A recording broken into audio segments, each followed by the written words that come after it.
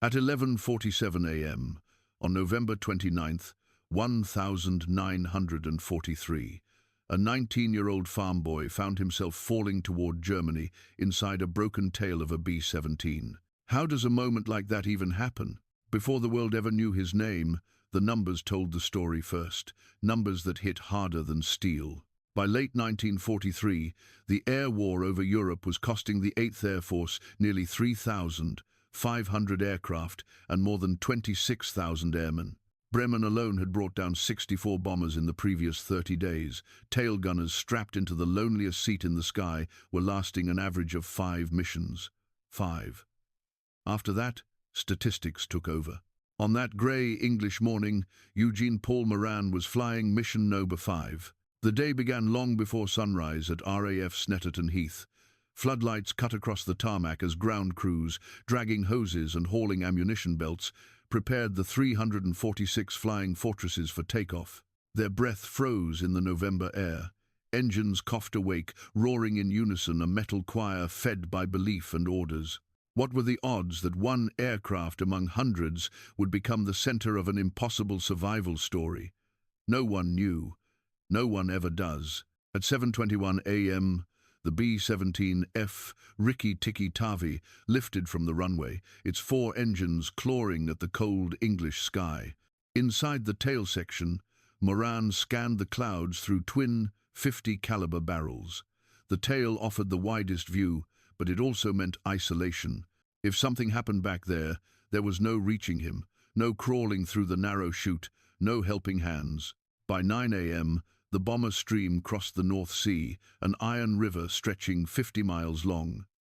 The sky looked deceptively calm. The men knew better. Every mile toward Bremen meant thicker defenses, sharper opposition, and a steady rise in the odds against them. A question hung over every aircraft. Who would make it home? Who wouldn't?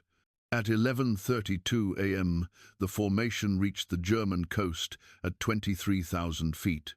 Below them lay a city bracing for impact factories, shipyards, and anti-aircraft batteries, primed after months of relentless raids. Above them, circling like silhouettes in the sun, waited the defenders of Bremen's skies. Then came the opening act. Messerschmitt fighters swept down from high altitude, hauling speed like falling blades. Cannon flashes erupted in quick bursts. The first pass tore through the front elements of the formation. The second went for the rear, where the tail gunners lived. Moran locked onto the fighter, closing in from 6 o'clock. He squeezed the triggers. The guns hammered the air, brass shells clattering at his feet. For a moment, he was winning. For a moment, the sky belonged to him. But war never stays in one man's favor for long. Behind the thunder of engines, behind the lines on the mission map, behind the calm voice of the navigator calling headings, history was already shifting. Events were aligning into a chain that no pilot or gunner could break. Something was coming for Rikki-Tikki-Tavi, and the young man in the tail was moving toward the moment that would define his entire life. The sky was tightening. The hour was nearly upon him. The moment the bomber stream crossed deeper into German airspace, history tightened around Rikki-Tikki-Tavi like a closing fist. By late 1943, the air war had become a numbers game written in cold ink. The 8th Air Force had lost so many crews that Washington issued daily updates, grim lists measuring the cost of each mile flown. In October alone, nearly 18% of heavy bombers sent into Germany never returned. That meant almost 1 out of every 5 men vanished into clouds that looked ordinary from the ground. Behind every statistic was a crew like Moran's. At 11:40 a.m., the first blast of flak opened beneath the formation, black bursts dragging smoke across the white sky. Each explosion sent metal fragments slicing upward at 3,000 feet per second. Even the most seasoned pilots called it the Black Maze, a field you didn't navigate, only endured. Inside the tail, Moran felt every jolt through the oxygen-thin air. Instruments rattled, the intercom crackled, then went silent.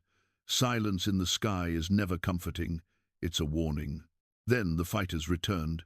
Messerschmitt Bf, 109 seconds, and Fu, 190 seconds, dove through the bomber stream in disciplined waves. They didn't just attack, they hauled speed, carving through the formation with the precision of men who had defended these skies since 1939. The Luftwaffe had lost thousands of aircraft on the Eastern Front, but the ones left were flown by survivors, aces hardened by the longest aerial campaign in human history. A fighter streaked toward Moran at 6 o'clock low. He fired, the guns spat fire, brass shell casings dancing around his boots. He saw the German plane shudder, peel off, and disappear into cloud. A small victory. Because the next moment, the formation shivered under a pitch-black wall of flak. The first burst hit the fuselage, the second tore through the radio compartment, the third struck so hard it made the air tremble. And then, at 11:47 a.m., came the blow that would split the bomber's story and Moran's life in two. A single flak shell burst directly behind the wing root. The aircraft buckled, groaned, and twisted as if the sky itself had grabbed it. The nose section vanished in a flash of fire, leaving only fragments drifting through the cold air. In a breath, 8 men were gone, erased from the crew list before any signal could be sent. Inside the tail, Moran was still alive. But the bomber was no longer a bomber. It was becoming wreckage. Rikki Tikki Tavi slid backward from formation, falling out of the bomber stream like a leaf torn from a branch. Fighters circled, unsure whether the aircraft was dead or dying. They fired once more, a final pass, a final verdict, and the tail section broke free. There was no warning, no slow separation. One moment, Moran was part of a flying fortress. The next, he was strapped inside a fragment of steel, spinning violently at 20,000 feet above a foreign forest. The tail didn't plummet straight down. Aerodynamics, the same principles that kept a bomber aloft, now worked in reverse. The stabilizers hauled air like crude wings, giving the fragment just enough lift to enter a long, spiraling glide. Wind screamed through the torn metal. The earth spun beneath him, fields, roads, forests flashing like a broken reel of film. Statistically, this should have been the end. Survival from such a fall was considered mathematically impossible. 2 million Allied airmen served in World War II. Only 2 other documented cases exist of men surviving falls of similar altitude. Moran was unknowingly becoming the third. The tail fought gravity. The forest drew closer. Then the world went white. Branches snapped, softening the descent just enough. The final impact hurled Moran forward. His world blurred into darkness, and silence returned. But the story didn't end there. Against all logic, against every wartime report written that day, Eugene Moran was still alive inside that broken tail. Barely, but alive. From here, history handed his fate to strangers. Footsteps approached the crash site. Voices, not German soldiers, but weary men in ragged clothing, moved toward the wreckage. They were prisoners, forced into labor nearby. 2 of them had once been trained physicians. What would they do with the wounded young airman? How would they treat him with nothing but torn fabric and instinct? And how could a man this broken survive the months that waited ahead, months that would lead him to one of the most notorious prison camps of the war? War has many front lines. Some roar with engines and fire. Others sit in the quiet corners of a continent, hidden behind barbed wire and winter wind. After surviving a fall that defied every chart of aeronautics, Eugene Moran entered one of those quieter front lines, a place where time walked slowly and hope fought not for miles, but for inches. He arrived at Stalag Luft 3 in late December 1943, a month when Europe seemed frozen in more ways than one. Snow dragged across the Silesian plain. Frost clung to the wooden barracks like a second skin. The war had already displaced over 60 million people, shattered 20 million homes, and turned half the continent into a geography of grief. Camps like Stalag Luft 3 were not built to create comfort. They were built to manage survivors. Inside the camp, there were rules, strict, methodical, designed to keep thousands of Allied airmen controlled inside a single square of earth. The Germans housed 10,000 prisoners here at peak strength. Pilots from Britain, gunners from the U.S., navigators from Canada and Australia, air crews from Poland, Norway, and beyond. Men who once commanded altitudes now lived in rows of wooden bunks stacked 3 high. The first lesson was cold. Temperatures plunged below 15 degrees Fahrenheit, sometimes lower. Each man received 2 thin blankets and a ration that barely registered as a meal. Bread made of sawdust fillers. Soup so watery it reflected the ceiling. Black coffee brewed from scorched barley. It wasn't cruelty, it was scarcity. Germany, by late 1943, was feeding its own cities only by rationing to the bone. The second lesson was monotony. Roll calls twice a day. Searches every week.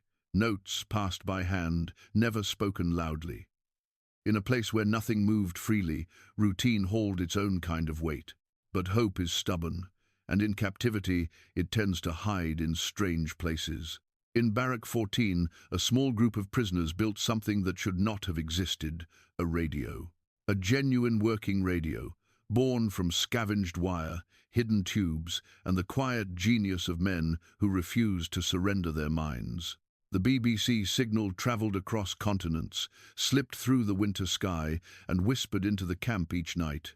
January 1944, heavy raids over Berlin. February, Monte Cassino shaken to rubble. March, the Allied grip tightening across 3 fronts.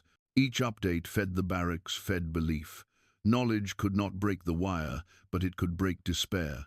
Then came the 24th of March 1944. At 10:30 p.m., under a moon the color of steel, the ground beneath Stalag Luft III opened. A tunnel called Harry, 30 feet deep, 336 feet long, dug with nothing but spoons, tin cans, and stolen timber came alive. 76 men slipped through it in a silent procession that echoed across the decades. They vanished into the forest, dragging cold air into their lungs, believing this frozen night would deliver them home. For a moment, it worked. But dawn has a way of finding everything. By sunrise, the tunnel was discovered. Within 2 weeks, 73 escapees were recaptured across highways, barns, train stations, and forests. 50 were executed. Their names written in chalk were posted at morning roll call. Moran stood among the prisoners as the list was read. He did not know them all, but he felt the weight of every syllable. Hope had shown its teeth, and the war had bitten back. Yet, something else was shifting. You could feel it in the guards, who watched the horizon more often. You could feel it in the secret radio, which carried words that changed the temperature of the room. The 6th of June 1944. Allied landings on the coast of France. The men didn't cheer, not loudly, but a spark moved through the camp, something bright enough to crack the black and white world they lived in. Through the summer and fall of 1944, the war pressed inward. Allied bombers drummed across the sky by day. Soviet artillery thundered by night. The map of Europe began to fold in on itself, pushing every front line closer to Stalag Luft III. By January 1945, the eastern horizon glowed with a light no prisoner could mistake. The Red Army was coming, and when it arrived, everything, guards, prisoners, even the camp itself would be forced into motion. The gates would open not for freedom, but for a march into the coldest winter of the war. Before dawn, on the 27th of January 1945, the men of Stalag Luft III were shaken awake by orders carried through frozen air. The Red Army was approaching from the east, closer each hour, rolling across Poland with a force the world had not seen since the Mongol invasions. Soviet advances had already crushed over 200 German divisions, reclaimed thousands of towns, and pushed an entire continent westward like a shifting tide. When news broke that Soviet tanks were less than 50 miles away, the German command made a decision that would drag 10,000 prisoners into one of the harshest winter marches of the war. The men were told to move immediately. No exceptions. Snow dragged across the compound as prisoners were ordered into columns, thin silhouettes against a white horizon. Each man carried one blanket, whatever food he could scavenge, and the faint warmth of a barracks he might never see again. The wind hauled ice across the open fields, stinging faces, freezing boots, turning breath into crystals. By 4 a.m., the gates opened, and the march began. The temperature hovered near 20 degrees Fahrenheit, a cold so sharp it felt carved from metal. Historian reports later revealed that more prisoners died from hypothermia, exhaustion, and starvation during these forced evacuations than during entire battles earlier in the war. Europe's infrastructure was collapsing, rail lines shattered, supply chains broken, cities emptied. Food wasn't scarce, it was almost non-existent. Moran stepped into the darkness with fractured arms, damaged ribs, and feet still weakened from infection. Every mile felt like an additional weight dragging behind him. The guards moved quickly, shouting for pace, pushing the line forward as if distance alone could keep the front from catching them. The first man fell within hours, a pilot from Ohio. He collapsed into the snow as if someone had pulled the cord on a puppet. He wasn't the last. By the end of the second day, 5 prisoners lay along the roadside, covered only by drifting snow. The march covered 10 to 20 miles a day, depending on weather, terrain, and the urgency of the guards. Blizzards swept across the roads, erasing tracks as soon as they were made. Boots tore open, socks froze. Frostbite climbed up legs and fingers like a patient thief. Men walked with feet blackened from cold, unable to feel the ground beneath them. Food? The word became abstract. Guards issued none. Prisoners survived on snow, frozen potatoes, bark peeled from trees, scraps traded from civilians who watched the columns pass with a mix of fear and pity. By mid-February, the prisoners had crossed more than 200 miles of winter-torn Germany. Every town they passed carried scars, shattered windows, burned-out farms, fields abandoned under the weight of war. Civilians burned furniture to heat their homes. Refugees dragged carts along the same frozen roads. The war had consumed more than armies, it consumed everyone. Moran's feet blistered, then split, then grew infected again, each step flaring with pain. His blanket, once a lifeline, became a burden as the snow thickened. Nights were spent in barns, churches, or fields where the men huddled together like driftwood washed ashore. Some prayed, some whispered about home, others slept with their eyes half open, afraid of not waking at all. By the 4th week, the march no longer felt like movement, it felt like erosion, of strength, of identity, of time. Then came Bitterfeld.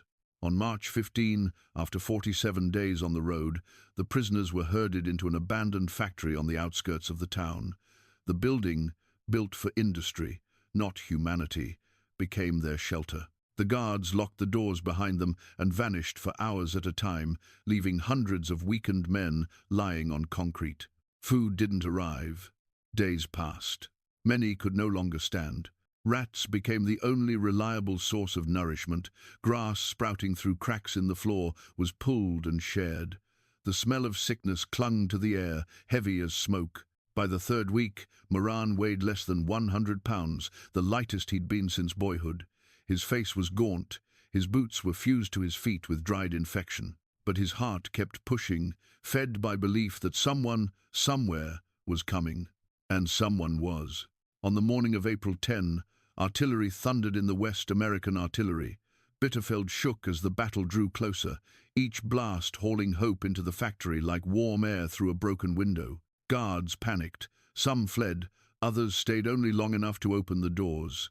The next day, the 11th of April 1945, soldiers of the 104th Infantry Division stepped inside the factory and froze in place. What they saw would stay with them for the rest of their lives.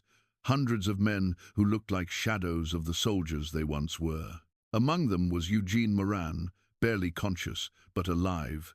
And his story wasn't finished, not even close. When the doors of the Bitterfeld factory swung open on the 11th of April 1945, light spilled through the cracks like something long denied and finally released. The American soldiers of the 104th Infantry Division stood frozen, boots dragging dust across the threshold as they tried to understand what they were seeing. They had pushed through towns turned to rubble, crossed bridges blown apart by retreating forces, and fought street by street through collapsing Germany. But nothing in their training prepared them for this. Hundreds of men lying on concrete floors, some too weak to lift their heads, every face carved by winter, hunger, and the long arithmetic of survival. Near a cracked wall, barely conscious, lay Eugene Moran.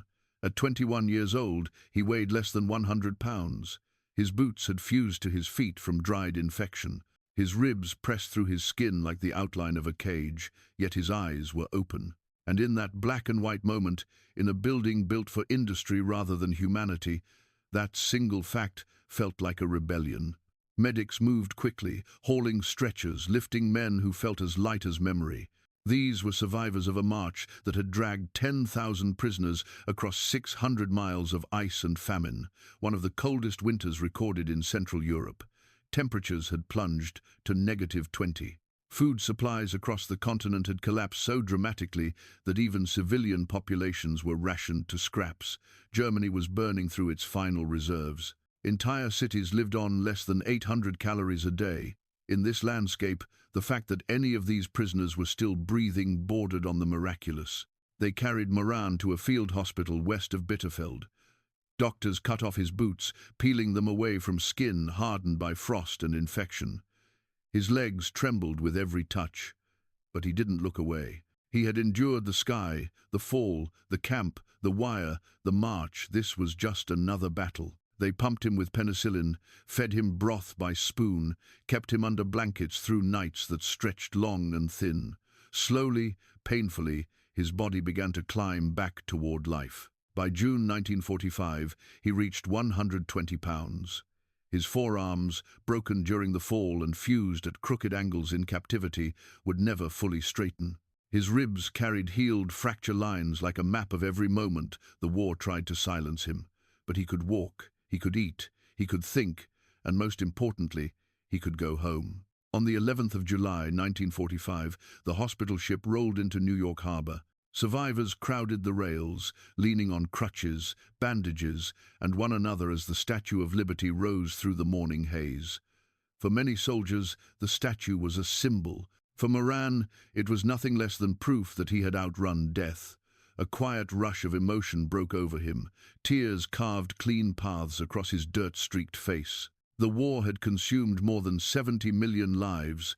Somehow, he was not one of them. From New York, the army sent him to Camp Kilmer, where doctors documented every injury, every scar, 11 pages of medical history written across a single body. They recommended months of rehabilitation. Moran refused. He wanted Wisconsin. He wanted the farmland he had left behind when he was barely more than a boy. 2 days later, thin as a rail but standing on his own power, he stepped off a bus in Soldiers Grove. His mother didn't recognize him at first. Then she broke down in his arms. He tried to live quietly. He didn't speak much about the war. Men who carry mountains rarely describe them, but the war followed him through the years, in the tremor that ran through him when aircraft passed overhead, in the cold sweats of January when memories from the march returned, in the ache of his arms every time he lifted a tool. Still, he pushed forward. He met a woman named Helen in 1947, married her within the year, and together they raised 9 children, 9 futures, born from one impossible survival. For decades, his story lived only in whispers. A man who fell 4 miles inside a broken tail section. A man who survived the march when stronger bodies did not. A man who walked back into the world and chose to build rather than break. History often chases grand strategies and battlefield maps, leaving stories like his in the margins.